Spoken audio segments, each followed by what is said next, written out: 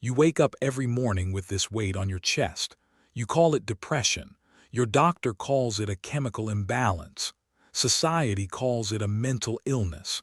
But what if they are all wrong? What if you're not broken at all but simply disappointed? Disappointed in a life that was supposed to mean something. Disappointed in a world that promised you happiness and delivered emptiness instead. You're not sick. You're awake. And that awareness is the most dangerous thing in the modern world. Alan Watts understood this 60 years ago. He saw through the illusion that keeps billions trapped in quiet desperation. The meaning of life is just to be alive. It is so plain and so obvious and so simple. And yet, everybody rushes around in a great panic as if it were necessary to achieve something beyond themselves. Today, we're going to expose the lie you've been living. And once you see it, you can never unsee it. The great lie. From the moment you were born, you were enrolled in a game you never agreed to play. Go to school, get good grades, find a career, buy a house, start a family, retire, die. This is the script. This is what success looks like. But here's what Alan Watts understood that most people never will. We thought of life by analogy with a journey, a pilgrimage, which had a serious purpose at the end. The entire system is built on a promise that happiness exists somewhere in the future. Work hard now, enjoy later. Sacrifice today for tomorrow's reward. But tomorrow never comes. There's always another goal, another milestone, another thing you need before you can finally be happy. Always chasing, never arriving. And when you realize this, when you see that the carrot has been dangling your entire life and you'll never actually reach it, something breaks inside you. Doctors call it depression. Watts called it waking up to the cosmic joke. The disappointment you feel isn't a malfunction. It's the correct response to discovering you've been tricked. But this revelation leads us to something even more disturbing. The ego trap. Here's where it gets personal. The reason you can't escape this game is because you believe you're a separate self that needs to survive, compete, and win. Alan Watts called this the ego illusion. You think you're a skin-encapsulated ego, a little person living behind your eyes, steering this body through a hostile world. Wrong. This separate self doesn't actually exist. It's a social construct, a story you've been told so many times you forgot it was fiction. Trying to define yourself is like trying to bite your own teeth. The ego is constantly measuring itself against others. Am I successful enough? Am I attractive enough? Am I worthy enough? This endless comparison creates a permanent state of insufficiency. You're never enough because the ego can never be satisfied. It was designed to want more. If this insight about the ego trap is resonating with you, hit like and subscribe to unlock more treasures from the vault. Because what comes next might change how you see everything. The depression you feel is often just the ego exhausted from its own game. And speaking of exhaustion, what if I told you the cure is making everything worse? The happiness trap. Modern society has one commandment above all others: thou shalt be happy. Positive thinking, gratitude journals, self-improvement programs. We're obsessed with manufacturing happiness.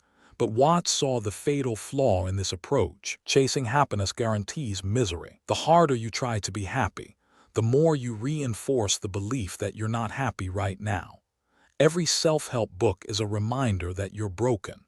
Every positive affirmation is an admission that you don't believe what you're saying. Muddy water is best cleared by leaving it alone. Depression often isn't a problem to be solved.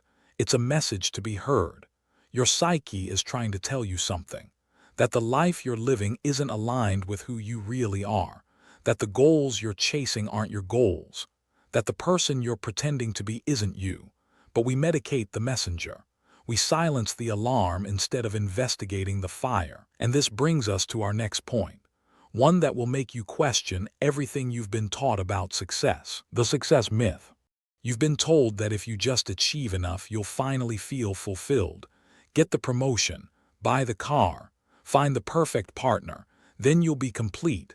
Watts called this the myth of arrival. There is no destination because life is not going anywhere. It's a dance, not a journey to a destination. The most successful people often feel the emptiest. They climb the mountain only to find nothing at the top except another mountain. The desire for security and the feeling of insecurity are the same thing. Every achievement creates a new void that demands to be filled. Win the award, need a bigger award. Make the money, need more money. Find love, fear losing it. More never becomes enough. The disappointment you feel after achieving your goals isn't ingratitude. It's wisdom. You're discovering firsthand that external success cannot create internal peace. The void inside cannot be filled from the outside. But wait, because what comes next changes everything about how we understand time itself. The time illusion. Here's the deepest source of your disappointment. You believe in time. You believe that the past was real and the future is coming. You live haunted by what happened and anxious about what might happen. But Watts understood something revolutionary. Now, the present moment is all that exists. The past is a memory happening now. The future is an imagination happening now. There is only this eternal present, and you keep missing it because you're mentally somewhere else. I have realized that the past and future are real illusions, that they exist in the present, which is what there is and all there is. Your depression is often homesickness for the present moment. You're grieving a life you're not actually living because you're always mentally absent. Your body is here, but your mind is in yesterday or tomorrow. The cure isn't doing more or achieving more. It's being here, fully, completely, now. Not as a technique or practice, but as a recognition of what has always been true. This leads us to something even more disturbing about the self you think you are. The cosmic self. What if I told you that the person you think you are is a tiny fraction of what you actually are? Watts didn't teach this as mystical poetry. He meant it literally. You are the universe. The universe grew you the same way a tree grows apples. You are not a stranger who came into this world. You came out of it. You are something the whole cosmos is doing, right here, right now. Through our eyes, the universe is perceiving itself. Through our ears, the universe is listening to its harmonies. The depression, the disappointment, the existential emptiness, it all comes from believing you're a tiny, separate, insignificant thing fighting against an alien universe. But you are the universe, experiencing itself through this particular perspective. When you truly understand this, not intellectually but experientially, the weight lifts. You're not lost in the cosmos. You are the cosmos playing hide and seek with itself. And speaking of this, what if I told you that resistance is the root of all suffering? Radical acceptance. The most counterintuitive teaching Watts ever shared was this. Stop trying to change yourself. The only way to make sense out of change is to plunge into it, move with it, and join the dance. Your resistance to your current experience is the suffering. You're depressed about being depressed, anxious about being anxious, disappointed about being disappointed. This creates a loop that feeds on itself. What you resist persists, and what you accept transforms. Watts taught that you must first fully accept where you are before any genuine change can occur. Not as a strategy to change, but as a genuine surrender to what is. The disappointment you feel deserves to be felt. It's a valid response to an insane world. Honor it. Listen to it. Feel it completely. When you stop fighting your experience, something miraculous happens. The experience changes on its own, not because you forced it, but because you finally stopped interfering. This brings us to our next point, one that might be the key to everything: the playful life. Here's what Watts understood that most philosophers missed. Life is not a problem to be solved, but a game to be played. The entire universe is at play. Stars are playing. Galaxies are playing. And you are invited to play too. This is the real secret of life, to be completely engaged with what you are doing in the here and now. And instead of calling it work, realize it is play. Children don't play to achieve something. They play for the sheer joy of playing. But somewhere along the way we forgot how to play. Everything became serious. Everything became a means to an end. Your disappointment is partly the grief of a child who was forced to grow up too fast, who was told that play was frivolous and only work mattered. Reclaim your playfulness. not as an escape from responsibility, but as a recognition that existence itself is playful. Everyone asks, what is the meaning of life? Is not grinding towards some goal. Is the wrong question entirely. And you can either sit on the sidelines or join the dance, to prove it has a purpose, because what comes next changes everything about how we approach life. But this puts you in opposition to existence itself. The meaning of life is just to be alive. It is so plain and so obvious and so simple. A flower doesn't ask what it's for. A mountain doesn't justify its existence. They simply are, magnificently, completely, perfectly. You are not here to achieve meaning. You are meaning itself expressing. The disappointment of meaninglessness comes from expecting life to hand you a purpose. But you are the purpose. Your existence is the meaning. Not what you accomplish, not what you create, not what you leave behind. Simply being here, aware, alive. You are enough. When you stop demanding that life prove itself to you, you discover it already has. Every breath is the proof. Every sensation is the answer. This brings us to something even more disturbing about choice and freedom: the awakening. So where does this leave you, standing at the edge of two choices?